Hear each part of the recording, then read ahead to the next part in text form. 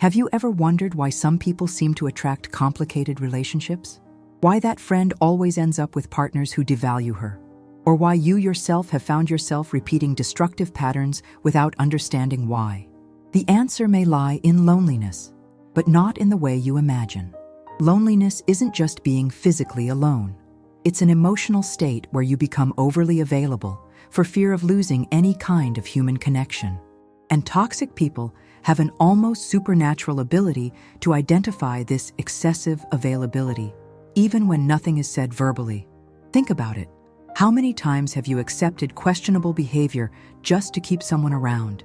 How many times have you confused physical presence with real value or sporadic attention with genuine affection? If these questions resonated with you, then you need to fully understand this invisible mechanism that governs so many human relationships. If you want to transform how you relate to others and finally break cycles that drain your energy, consider subscribing to the channel. This content could be the turning point you've been looking for, and I guarantee that by the end, you'll have a completely different perspective on your own relationship patterns. Now let's delve into something few people openly discuss. There's an invisible link between emotional loneliness and attraction to toxic people. This link isn't coincidence.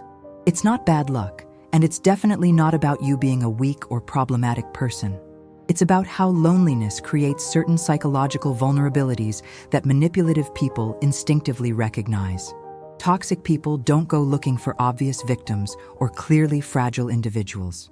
They look for people who are overly emotionally available, people who demonstrate a subtle but constant need for validation and connection. Loneliness creates this silent emotional openness that acts as a signal to those with questionable intentions. When you're dealing with deep emotional loneliness, some specific characteristics automatically emerge. First, a genuine fear of being discarded or abandoned develops, making any attention received extremely valuable. Second, you begin to tolerate behaviors that would normally be unacceptable because your benchmark has completely changed. Third, setting healthy boundaries becomes almost impossible because every boundary feels like a barrier that could push away potentially important people. Fourth, the need for external validation grows exponentially, making you increasingly dependent on the opinions and approval of others to feel good about yourself. This specific combination creates a behavioral pattern that toxic people quickly identify. They notice when someone is afraid of being alone and use this information strategically. The result is always the same: draining relationships that repeat themselves in an endless cycle. The central issue here is that when you're afraid of loneliness, you end up accepting what you definitely shouldn't accept. This doesn't make you a problematic person. It makes you a human being dealing with a fundamental need for connection in an unprotected way. Leave a comment writing, "I choose healthy connection," if you recognize these patterns in your life. Sometimes, simply naming our intention already begins to change our internal posture towards relationships. The first factor that connects loneliness and toxicity is the tendency to accept very little so as not to risk losing absolutely anyone. When a person is dealing with deep emotional loneliness, their perception of value in relationships becomes completely distorted. Imagine someone who is emotionally starved. When this person receives emotional crumbs, a sporadic message, a last-minute invitation, superficial attention, they tend to react with disproportionate gratitude. They normalize constant delays, accept neglect as normal, and interpret emotional absence as something they need to tolerate to keep the relationship functioning. The unconscious logic behind this is seemingly simple. It's better to have a little from someone than nothing from anyone. But this logic is profoundly destructive because it sets a dangerous precedent where you teach other people that they can treat you badly without consequences. Toxic people are experts at identifying those who operate with this emotional scarcity mindset. They quickly notice when someone is overly grateful for basic attention, or when someone doesn't complain about clearly problematic behaviors. And once they identify this dynamic, they systematically exploit it. The problem isn't valuing human connections or being grateful for relationships. The problem is accepting treatment that requires you to abandon your own needs and boundaries to keep someone around. Any relationship that demands self-abandonment is exacting too high a price, regardless of what it offers in return. When you consistently accept little, you're sending a clear message. Your standards are flexible, your boundaries are negotiable, and your presence doesn't need to be earned or maintained through real effort. Healthy people respect this and may even walk away because they don't want to take advantage. Toxic people see this as an opportunity. The transformation begins when you understand that temporary solitude is infinitely better than constant toxic company. When you stop accepting emotional crumbs, people who only had crumbs to offer naturally drift away.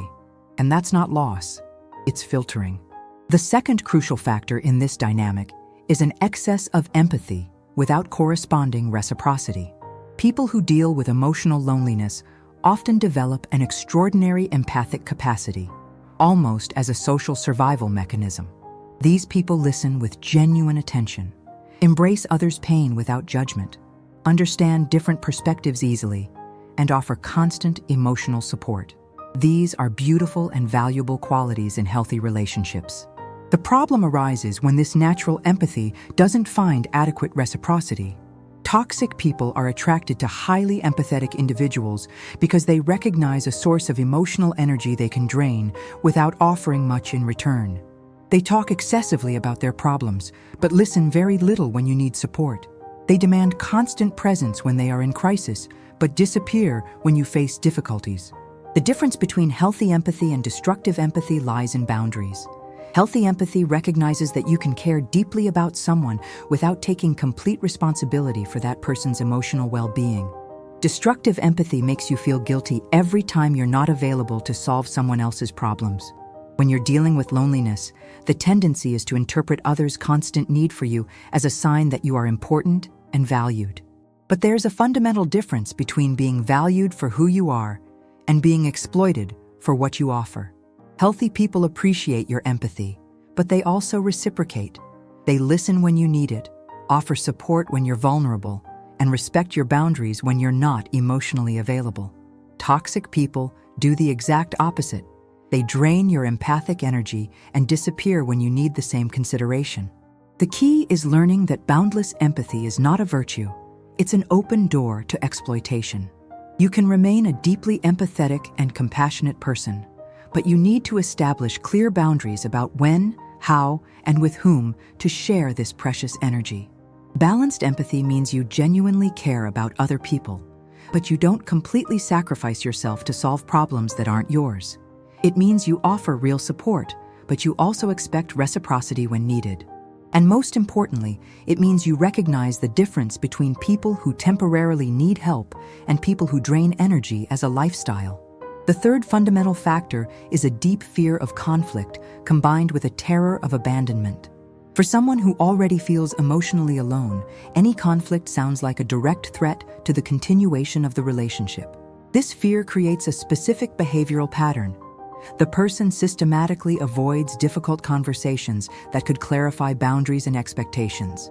They consistently swallow discomfort to maintain superficial peace. They silence their own needs whenever they might generate any kind of tension. The result is devastating. Those who avoid healthy conflict end up accepting constant disrespect. And this reinforces the cycle of toxicity, because problematic people quickly realize when they can cross boundaries without facing consequences. Healthy conflict is not about fighting or creating unnecessary drama. It's about communicating needs, clarifying boundaries, and negotiating solutions when expectations are not aligned. It's about resolving small problems before they become large and destructive issues. People who fear conflict often confuse superficial harmony with a healthy relationship. But genuinely healthy relationships include moments of tension where important issues are discussed and resolved. The difference lies in how this tension is managed. When you avoid all confrontation, you're sending a clear message. Your boundaries are optional, your needs are secondary, and other people can treat you however they want without being held accountable. Healthy people may even feel uncomfortable with this dynamic because they recognize that one-sided relationships don't work in the long run. Toxic people, on the other hand, thrive in this environment. They may behave problematically, knowing you won't confront them. They may ignore your needs, knowing you won't insist. They may overstep boundaries, knowing you'll find a way to justify or minimize the behavior. The fear of abandonment behind this pattern is understandable and human. But the paradoxical reality is that avoiding healthy conflict often causes exactly the abandonment you fear. Healthy people distance themselves from relationships where there is no reciprocity or genuine communication, and you end up surrounded only by people who benefit from your inability to set boundaries. Transformation happens when you understand that constructive conflict strengthens relationships instead of destroying them. When you learn to communicate boundaries firmly and gently. When you recognize that people who abandon you simply because you have needs and expectations were never truly committed to you. Now that we understand the mechanisms that create this magnetic attraction between loneliness and toxicity, we need to talk about how to break this pattern definitively and sustainably. The solution isn't to harden emotionally or become a cold and distrustful person. The solution lies in strengthening your relationship with yourself so that loneliness ceases to be a source of despair and transforms into a safe and restorative space. When you build a healthy and loving relationship with yourself, something fundamental changes in how you relate to other people. You stop begging for attention because you already have your own company as a source of well-being. You stop accepting less than you deserve because you know your own worth. You stop negotiating basic boundaries because you understand that they are not suggestions, but fundamental needs. Toxic people quickly lose interest when they find someone who operates in this way. They look for specific emotional vulnerabilities, and when those vulnerabilities no longer exist, they simply move on, seeking targets more suited to their needs. The first practical step is to develop what we can call healthy emotional self-sufficiency. This doesn't mean isolating yourself or ceasing to value human connections. It means cultivating an internal source of well-being that doesn't entirely depend on the validation or presence of others. Start by creating deliberate moments of solitude that you genuinely enjoy. This could be reading a book, walking in nature, cooking something special, or any activity that connects you with who you are when you're not performing for anyone. The goal is to associate being alone with well-being instead of neediness. Second, practice identifying and communicating your needs clearly and non-negotiably. Start with small issues and gradually work towards more challenging conversations. The ability to say, "This doesn't work for me," or "I need this to change," is fundamental to healthy relationships. Third, develop what we call tolerance for emotional discomfort. Learn to be present with difficult feelings, including loneliness, without seeking immediate relief through problematic connections. Feelings pass, but destructive relational patterns can last for years, if not consciously interrupted.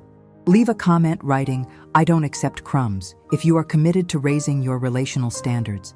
This type of internal and public declaration helps strengthen your resolve when difficult situations arise. Real transformation happens when you understand a fundamental truth. Lonely people don't attract toxicity because they are weak or troubled. They attract toxicity because they have a genuine but unprotected emotional openness. This openness in itself is a beautiful quality.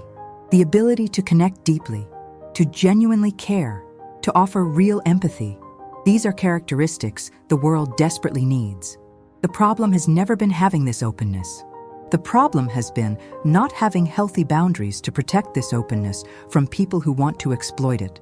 When you learn to choose yourself first, not selfishly, but in a healthy and necessary way, something powerful happens in your social life. Wrong relationships begin to drift away naturally because they depended on your excessive availability to function. And right relationships begin to come closer because healthy people are attracted to other people who have clear boundaries and self-respect. Loneliness ceases to be a desperate void that you need to fill with anyone available. Instead, it becomes a natural filter that separates people who add genuine value to your life from people who only consume your energy without offering real reciprocity. This is emotional maturity in action. The ability to be comfortable with yourself while remaining open to authentic and mutually enriching connections. It's not about becoming a closed-off or distrustful person. It's about becoming a discerning person who recognizes the difference between healthy solitude and toxic companionship. Healthy relationships never require you to abandon who you are to keep someone around. They never demand that you accept emotional crumbs while offering banquets. They never make you feel overly grateful for basic attention or overly respectful of problematic behaviors. When you fully integrate this understanding, your relational life changes irreversibly.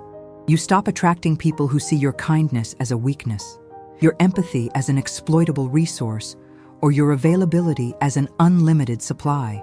Instead, you begin to attract people who value who you are, respect your boundaries, offer genuine reciprocity, and contribute positively to your life instead of just consuming your energy. The journey from solitude to healthy connection isn't about finding someone to fill a void within you. It's about becoming someone whose company you genuinely appreciate, and then sharing that wholeness with people who deserve access to your energy and heart.